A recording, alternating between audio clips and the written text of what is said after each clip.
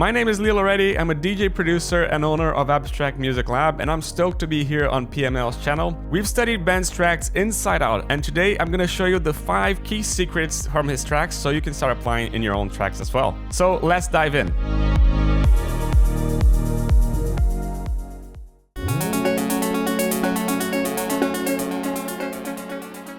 One thing that I love about Ben Böhmer is how amazing his chords are. They're so hooky and they're so easy to remember that they essentially just grab you and keep you hooked to the song. Listen, for example, to this hook over here.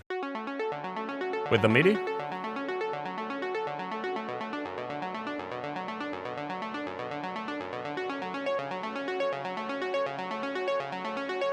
We're playing a 6-note arp progression, as you can see it over here. But if you look at the bass note that we're playing, and let's focus again on the lead, you can see that not always you're starting our arp in the root note of the bass, as you can see, for example, here. The bass plays D, then B, then F sharp, but the arp starts with D, then it goes to F sharp to start, and then it goes to C to start. This is different from the bass note. Why is he doing this? Essentially, this is the 5th of B, and this is the 5th of F sharp. But instead of using this starting always with the root note, he starts with different notes to create a little bit of variation. What is he playing essentially in these arps? Tone, 3rd, 5th, sometimes a 7th as well. As you can see this over here, this is the 7th of D. But it might as well be D.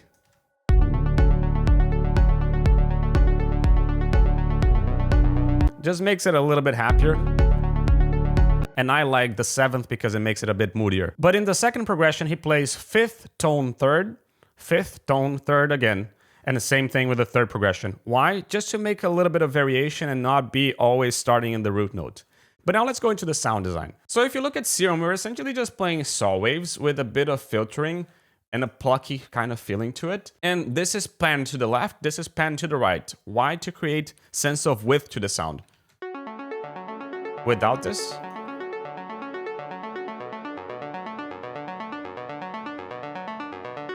you can see how this is pretty much in the mono, but if we go back,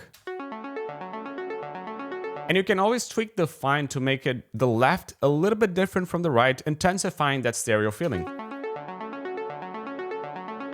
In the effects, nothing much, just a little bit of EQing, low cutting, and also a little bit of reverb, and nothing much over here in the EQs, just doing a little bit of EQ. But what is really cool here is the automation that he's doing. Look at it, for example, over here. See how it starts simple and grows.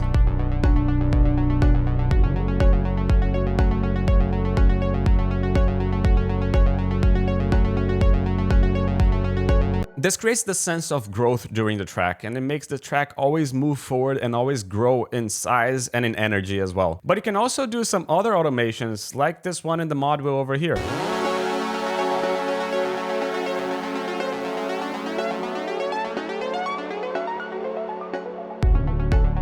This is really cool, especially in transitions, for example, again.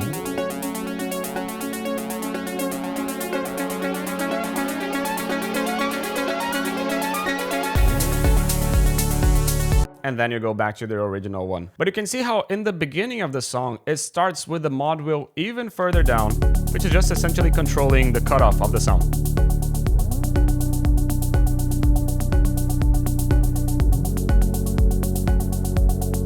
Again, this creates growth in the sound, and as he grows this, he always comes back to make it a little bit smaller.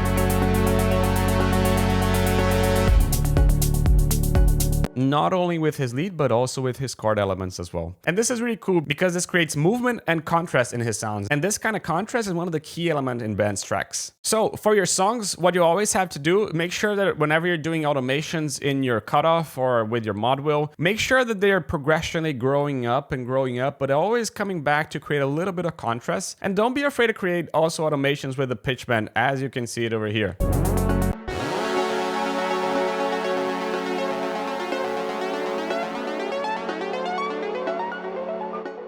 This spices up the sound and again create a little bit more contrast to when you come back to your lead. Just feels like coming back home into a safe place, which Ben Böhmer does with perfection.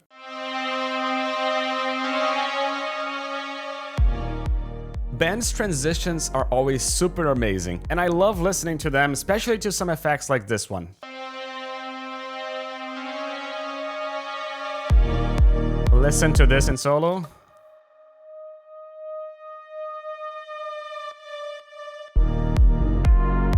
This is really cool because it adds emotion to the sound. Listen without it.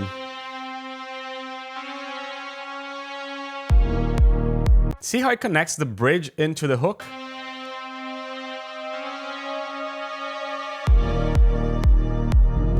And this is a really cool thing that you can do in your track right away because it's just really simple. What do we have here in the serum? Pretty much just a saw wave with a little bit of unison and just a square wave, as you can listen here. We're changing the mod wheel up, and the mod wheel is just controlling the cutoff. And at the same time, we're changing the pitch bend down, but just one semitone.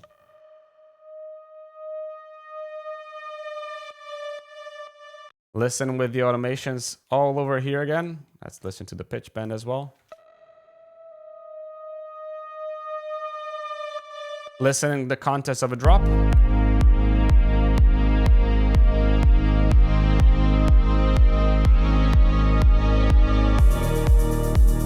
Without it.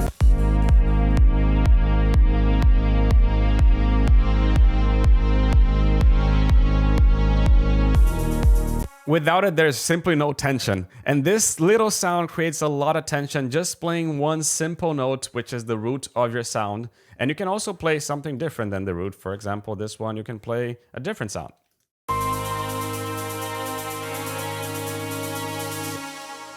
So not necessarily you need to play the root, but definitely recommended to play something within the root or the fifth, because these are going to have the max compatibility with your sound. So always recommend that. But you can see that it's just a simple sound with a really cool emotional effect, especially to enhance the transitions, add more tension, and also make them a little bit more emotional. And isn't melodic house all about that?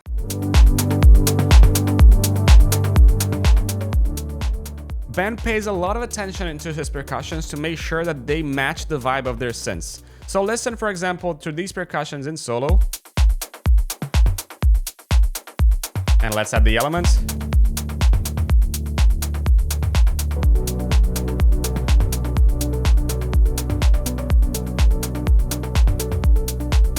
The key here is to add percussions that match the vibe of your synths. Instead of having percussions that are super aggressive for super chill synth, you're gonna add chill percussions that enhances the vibe of the synths and energizes the synths to make them shine. But there are a few key elements to make this happen, starting with the kick. So let's listen to the kick. The kick is the foundation of this drum groove, and it starts with a really subby kick, but not so long kick. If you listen to more aggressive songs, the kick is a bit longer, but in Böhmer tracks, the sub is really short and really to the point. And the sub is really prominent. Now we can also add the clap. A few key elements that make the clap really tight and really short. You can see, for example, over here that without this ducking, this clap had a lot of like leak. But this ducking tool just makes it a lot more to the point.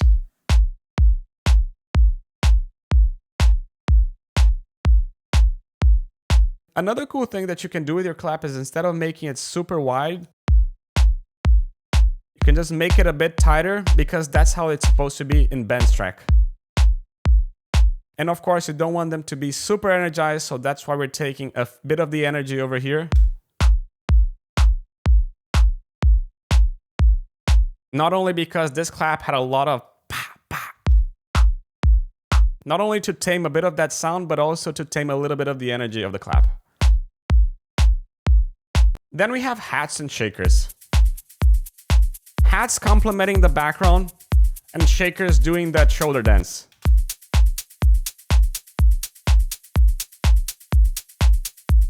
The shakers add groove and rhythm, and the hat adds a lot of energy to the sound. You can start them with closed hats and then add open hats to add a bit more energy as you progress with the song. But there's one cool thing here that he does, and we can listen to it over here.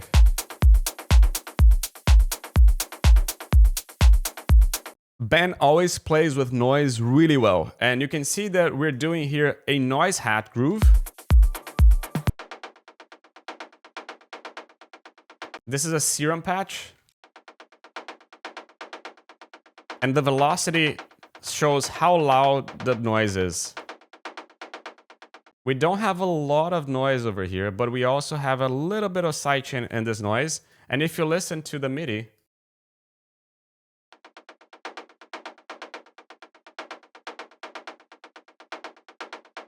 this makes the whole difference. And the last element that I want to show you today is the tom.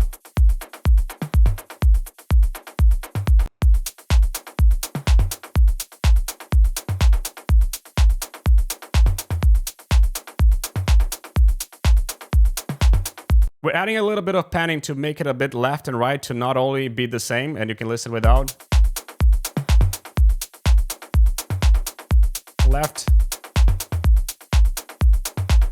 A bit of sidechain, so if it collides with the kick, we get it away as well. But most importantly, you have to make sure that they are in key. So you can see that this tom is set to be in C sharp, but our song is in D major. So we're putting this into C. So now we're creating here in the MIDI notes that are in the D major scale. Not necessarily the root note, but just notes that are within the scale.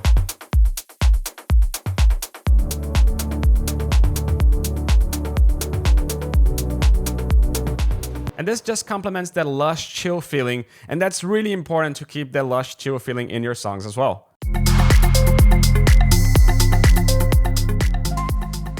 If I had to select one thing that I love in Ben's songs, just how amazing the ear candies in his songs are, and you can listen to this ear candy group over here.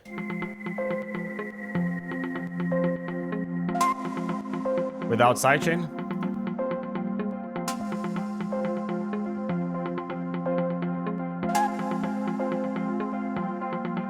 In context.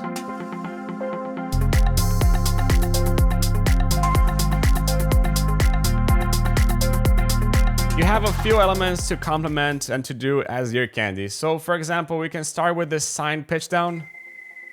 You can see that this is going -3.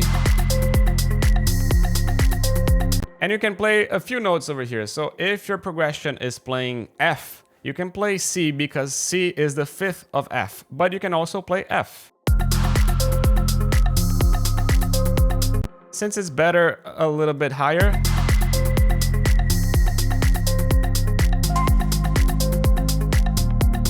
that's why we're playing over here. Now we also have this short flute over here. If you listen to it again, it's essentially a sine-ish wave with FM distortion from the noise, and we then have a lot of bandpass to pretty much make it a little bit into this region. A lot of effects, so reverb and delay to make it a bit wider and to make it a bit fuller in sound, but we also have the auto pen to make it play left and right, as you can see. Now it's on the left, and now it's gonna be on the right.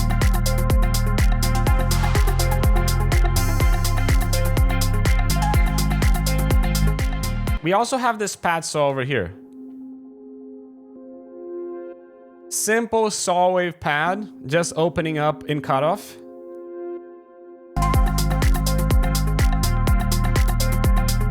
And we have this plucky feeling, as you can listen over here, with a little bit of pitch bend as well. So now let's look into the pattern. Simple plucky saw wave, not much as well, just reverb and delay. But if you look into the pattern, what are we playing essentially? Remember that we are in F minor. So if we go, what are we playing? We're playing A, which is what? The 3rd of F, 3rd. Then we're playing here, which is the 5th of F. And ending in F, and then doing this pitch down as you've seen before. There are a lot of other ear candy tools, for example, one note strings, ARP fills that you can pretty much play in the end of the progression, as this one over here.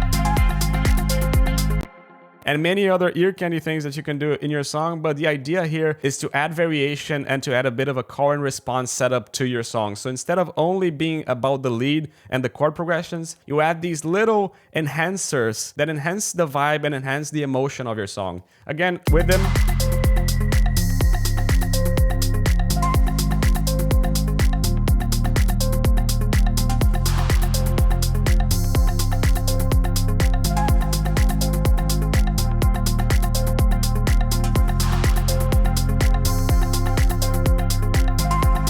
Let's listen without. Still works, but not as cool.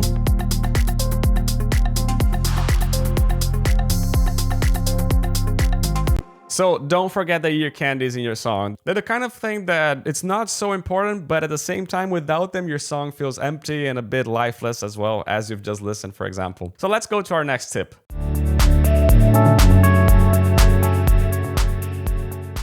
Ben uses a lot of interesting textures in his sounds to add depth and movement into the songs. These are almost like anchor points because the harmony is built around these harmonics textures and harmonic feelings into the songs. So let's listen to all of them.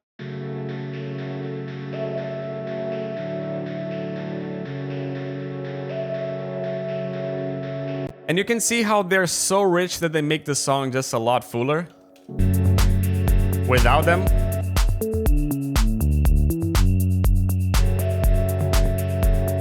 it just sounds a bit empty.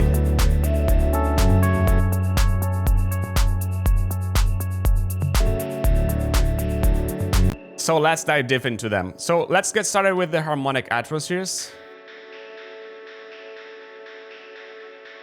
You can see that this synth rare, it's just pretty much just a noise. But the key here is that this noise has a comp filter with the key tracking. When you add key tracking, you add a bit of a tone to it. And you can add even more movement by adding an auto pan here. Maybe a little bit slower.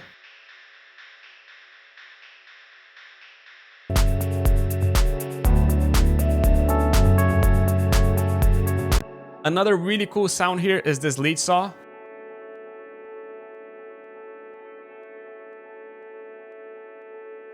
You can see that this lead saw is just pretty much a saw wave. The sine is just so quiet that it's just pretty much a saw.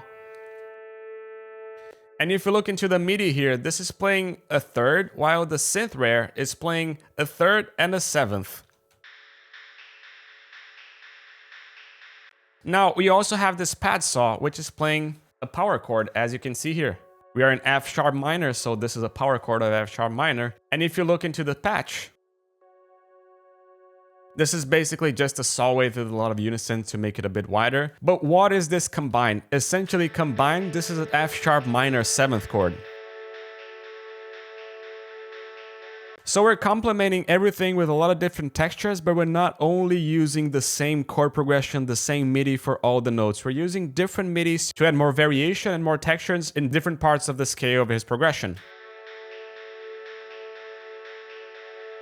Now we also have this key Atmos.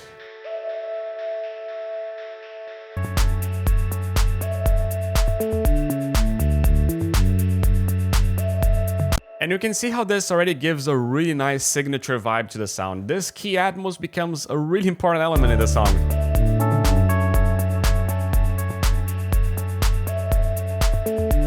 So the takeaway here is to just don't stack everything into one full chord. Spread it around, different chords, different sounds, different voicings, to complement and to enrich the texture, making really rich in the background.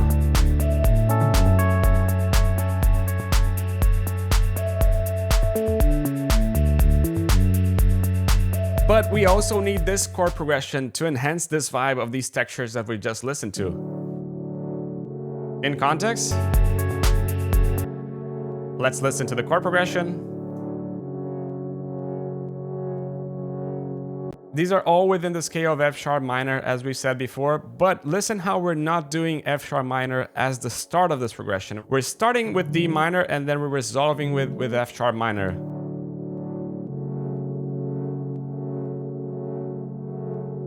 And in the second variation, we're doing the same D, and we're ending this with the same F sharp minor, but instead of using the third here, we're using C sharp, which gives a more emotional feeling to it.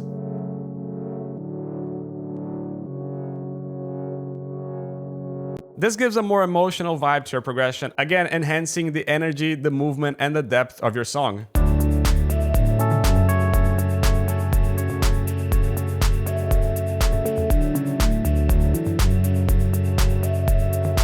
Listen to how it would be if this was an A.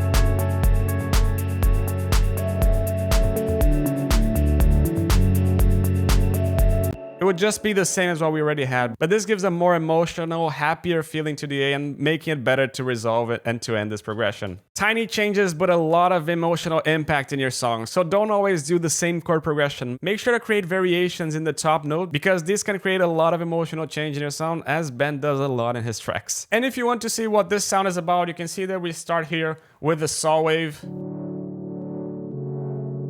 A lot of movement in this sound, as you can see this. This is creating movement here in the filter.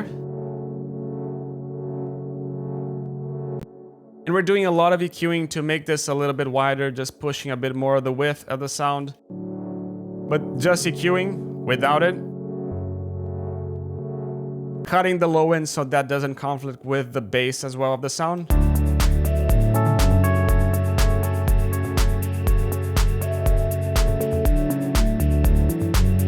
Which is really important again, because these are supposed to complement the sound and not obstruct the sound. So it's really important to make your low cuts and make sure that they fit with your song instead of just complicating the mix even further. Now, if you want to dive deeper into Ben Böhmer, you can check the 2 sample packs available at Production Music Live's website that is filled with samples and presets that is going to instantly give you that Ben Böhmer vibe into your sounds. And if you want to really master Ben Böhmer, you can check the Ben Böhmer masterclass that is available over here in the description below, where Ben Böhmer breaks down his songs beyond beliefs step by step. Now, if you like this video, hit the like button, and if you loved it, subscribe to this channel, and also leave a comment here with which part of this video are you going to try next in your song. This is Lil already from Abstract Music Lab signing off.